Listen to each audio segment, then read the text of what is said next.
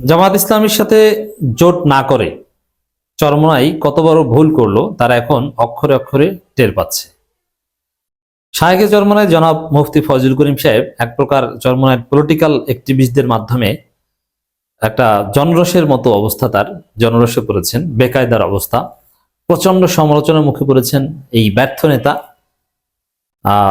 খালি কলসি জনাব মুফতি ফয়জুল করিম। কিচ্ছু পারে না, ভোট নাই, কিচ্ছু না, ভাব নাই এমন যে তারেক রহমান, যে ভাব ডাক্তার শফিকুর রহমানও নেন না। তারেক রহমান যেরকম 2 জায়গায় নির্বাচন করেছে, সে 2 জায়গায় নির্বাচন করে। ভাগ্য ভালো খালেদা জিয়া শেখ হাসিনার মতো ভাব নেয় 3 জায়গায় 5 জায়গায় নির্বাচন করে। একসময় শেখ হাসিনা খালেদা জিয়া 5 জায়গায় নির্বাচন করতেন, পরে আরপি অধ্যাদেশে 5 জায়গায় নির্বাচন করার বিধান উঠিয়ে দেওয়া হয়েছে, এখন 3 জায়গায় নির্বাচন করতে পারবে একজনে। তবে 3 জায়গায় নির্বাচন করার সাহস তারেক রহমানও করেন নাই। ডাক্তার শফিকুর রহমান 1 জায়গায় নির্বাচন করেছেন। তো সেই জায়গায় দর্শক, ফয়জুল করিমের এমন ভাব যে তিনি পারলে 3 জায়গায় নির্বাচন করতেন, 2 জায়গায় নির্বাচন করতে গেছেন। তো 2 জায়গায় নির্বাচন করতে গেছেন। আমি একটা কথা বলি যে জামায়াতের সাথে কোনো আসনে জেতার সক্ষমতা ফয়জুল করিমের নেই। বরিশাল 6 বাকেরগঞ্জে জামাত ছিল, জামাত ফয়জুল করিমের চাইতে অনেক ভোট বেশি পেয়েছে, অনেক ভোট। মজা না? এমন ভাব নেয় যে তিনি প্রধানমন্ত্রী। এই ফয়জুল করিম চরমোনাইকে ডুবিয়েছেন এবং চরমোনাইয়ের নানান রহস্য এখন ফাঁস হয়ে যাচ্ছে। এরা যে কি দেখেন, একটা মজার খবর, বরগুনায় চরমোনাইয়ের একজন জিতেছে। মূলত ওখানে জামাতের এক প্রকার কোঅপারেশন ছিল, আমি জানি। যাই হোক, সে আলোচনা করে জিতেছে, এটাই হচ্ছে কথা। যেভাবে জিতুক, জিতেছে। জামাতের সহযোগিতা যদি কোনোভাবে কাজে লাগাতে পারে, এটাও তাদের অর্জন। যেমন এনসিপি জামাতের সহায়তা জিতেছে, নইলে একটাও জিততে পারতো না। এই যে জামাতের কাছে এসেছে, জামাতের সহায়তা পেয়েছে, এটাও তাদের অর্জন। ঠিক তদ্রুপ অতীতে বিএনপি সহায়তায় জামাত জিতেছে, জামাতের সহায়তায় বিএনপি সরকার গঠন করেছিল 2 বার, ওটাও তাদের অর্জন ছিল। এবার বিএনপি একা একা সরকার গঠন করেছে, এটাও তাদের অর্জন। তো চরমোনাই একটা সিট পেয়েছে, একটা সিট পেয়ে এখন তারা বলছে যে আমরা যদি জামাত ইসলামীর সাথে থাকতাম তাহলে জামাত সরকার গঠন করতো, তা আমরা জামাতের সাথে জোট করিনি, আমরা আলাদা নির্বাচন করেছি, যার মাধ্যমে জামাতকে অনেক জায়গায় হারিয়ে দিয়েছি। অতএব এখন আমাদের একজনকে মন্ত্রী বানান। তারেক রহমানকে আব্বা আব্বা ডেকে মন্ত্রিত্ব চাইছে। এটা হচ্ছে চরমোনাই একটা রহস্য। যদি দিবে না, তবে যদি দেয়, যদি তারেক রহমান মনে করেন যে না, জামাতকে মোকাবেলা করতে চরমোনাইকে হাতে রাখার দরকার আছে, মন্ত্রিত্ব একটা দিয়ে দিলেও দিতে পারেন। মন্ত্রিত্ব মানে প্রতিমন্ত্রী একটা কিছু দিয়ে দিতে পারেন। আবার চরমোনাইকে কিছু মসজিদের খতিব টতিব আছে না, বড় বড় সরকারি পদের, ইসলামী ফান্ড, এরকম কিছু দিয়ে দিতে পারে, জামাত ঠেকাতে দরকার তাদেরকে। চরমোনাইয়ের রহস্য হচ্ছে তারেক রহমানকে আব্বাটাকে একটু মন্ত্রিত্ব কিছু একটা পাই কিনা।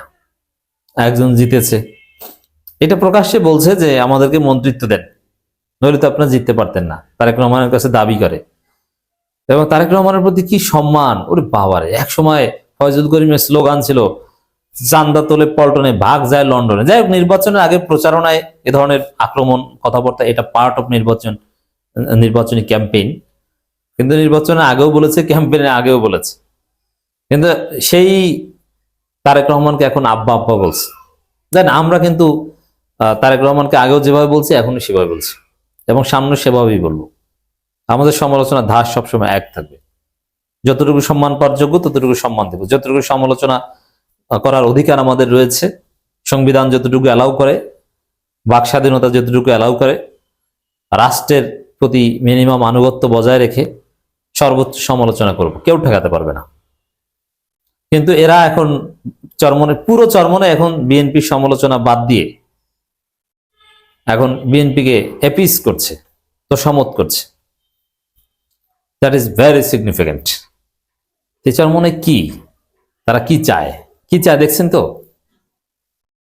তারা এখন বিএনপির কাছে মন্ত্রিত্ব চায়। রহস্য বুঝছেন? এটা কোন গোডাউনের মাল? তবে এটা নিয়ে একটা হাস্যরসের তৈরি হয়েছে। তবে চরমোনাই মজা বুঝছে জামাতের সাথে জোট না করে। চরমোনাইয়ের একজন অতি গুরুত্বপূর্ণ নেতা, ঢাকা মহানগরীর সবচেয়ে স্মার্ট নেতা, যিনি ঢাকা সিটি কর্পোরেশনের একজন কাউন্সিলর ছিলেন, যিনি ঢাকার একটা আসন থেকে সংসদ সদস্য নির্বাচন করেছেন, তিনি চরমোনাই থেকে পদত্যাগ করেছেন যে আর এই দলের জন্য কাজ করব না, এরা যদি রাজনৈতিক হয়ে উঠতে পারে তখন কাজ করবো। মানে এরা নন পলিটিক্যাল, এরা শরিয়ার কথা বলে, হাস্যকর কথা। এবং এরা এখন জনগণকে গালি দেয়, জনগণের এজেন্সিকে গালি দেয়। কি বলে যে অধিকাংশ জনগণ ক্ষমতালোভী, শরিয়া বুঝে না, এই কারণে নাকি তাদের জামানত বাজেয়াপ্ত হয়েছে সব জায়গায়। চরমোনাই পীর সাহেবের ভাইদের জামানত বাজেয়াপ্ত হয়। বরিশাল 1, বরিশাল 2 কত 5,000 6,000 ভোট পায়, অথচ ভাব এমন যে তারা এমপি নির্বাচিত হয়ে গেছে। তারা এ গ্রেডের আসনে 5,000 6,000 ভোট পায়। আপনি চিন্তা করেছেন? চট্টগ্রামে সব আসনে জামানত বাজেয়াপ্ত, বগুড়া সব আসনে জামানত বাজেয়াপ্ত। চট্টগ্রামে এক এক জায়গায় ভোট পায় 3,000 2,500। চিন্তা করছেন? জাতীয় পার্টি চরমোনাইয়ের ভোট কাছাকাছি, অথচ ভাবখানা এমন 143টা, এদেরকে 50টা সিট জামাত অফার করেছিল। আপনি চিন্তা করেছেন? 50টা সিট। জামাতের সিদ্ধান্ত যে ওয়াইজ ছিল, শেষ পর্যন্ত অতি ছাড় দিয়ে জোট না টিকানো, এটা তো প্রমাণিত হয়েছে যে তাদের ভোট কি, এটা তো দেখলেন। এই যোগ্যতা নেই 50 সিট পায় কিভাবে? এখন টের পাচ্ছে, ওই যে তাদের এমপি ক্যান্ডিডেটরা দল ত্যাগ করছে, যে এই দল করবো না, লাভ নাই। বরং ওই যে যিনি, আমার নামটা মনে নেই, যিনি চরমোনাই থেকে পদত্যাগ করেছেন, এমপি ইলেকশন করেছেন এবং চরমোনাইয়ের A+ এর ক্যান্ডিডেট ছিল, এ গ্রেড না, A+, গোল্ডেন A+ এর ক্যান্ডিডেট ছিল, তিনি জামাতে যোগ দিতে পারেন, তিনি কাউন্সিলর পদে নির্বাচন করতে পারেন আবার, অথবা জামাতে যোগ দিলে ওই আসনে সংসদ সদস্য পদে ভবিষ্যতে নির্বাচন করতে পারেন, সম্ভাবনা রয়েছে। দর্শক, এই জায়গায়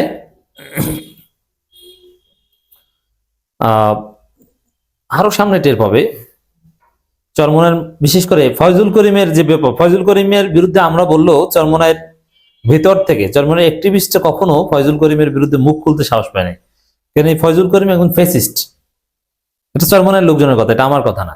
কারণ আমাদের সাথে তার ফেসিবাদের কোনো সম্পর্ক নেই, কারণ তিনি তো আর রাষ্ট্র ক্ষমতায় নাই, আমার মেয়র না অথবা আমার এমপি না, অতএব তিনি ফেসিস্ট হওয়া আমার কাছে প্রশ্ন ওঠে না। তিনি ফেসিস্ট হচ্ছে দলীয়ভাবে। ঢাকা বিশ্ববিদ্যালয়ের চরমোনাই ছাত্র নেতাদের নিজের সিদ্ধান্তে অযৌক্তিকভাবে বহিষ্কার করেন। ওরা এখন খেপেছে যে এই ফয়জুল করিম দল ডুবিয়েছে। একে কেউ কেউ বলছে মূর্খ, মাথা মোটা, বেপরোয়া, মাথা গরম, যা ইচ্ছা তা বলে, কথাবার্তার কোনো মাপঝাপ নেই, এর কারণে ভোট কমে।